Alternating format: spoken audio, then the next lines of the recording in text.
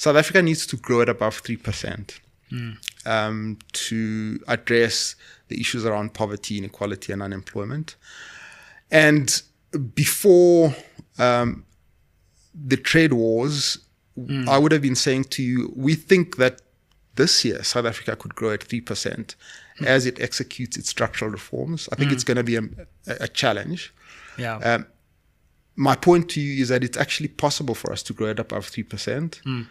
And off a base of over $400 billion, which is what our GDP is, growing at 3 to 4% is a game changer. And it answers that question that you were making, that from a banking, from a finance perspective, from a business perspective, it is possible for us to take our rightful place in the family of nations, to quote the preamble to the Constitution. Absolutely. I mean, you've alluded to the global context, trade wars, tariffs on the rise for the first time in many decades. Are you concerned that this global environment is going to have spillover effects onto South Africa? And how do we mitigate as an economy against this uncertainty that seems to be growing both in the East and the West? Dr. Souza, sadly, it already has. Many data points. I said to you at the start of our conversation that earlier this year, our economists were projecting growth of 1.7%. We revised it down to 1.3%, largely because of the real uncertainty that the world is facing at the moment.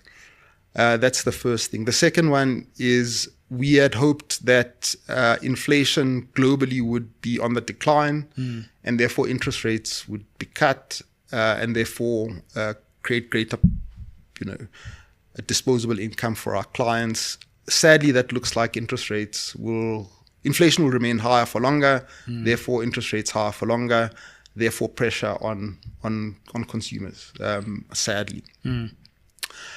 Am I concerned? Yes, I am. Why? Well, we know what happens when tariff walls go up. There have been many examples in history. The period of deglobalization that we are seeing now, we saw it between the period between 1912 and 1945. The features are very, very similar. And it lasted, as I say, from 1912 to 1945. Have we seen a scenario where tariffs have gone up dramatically, and what was the impact? Well, we saw it with the Smoot-Hawley tariffs in 1929, imposed by the United States.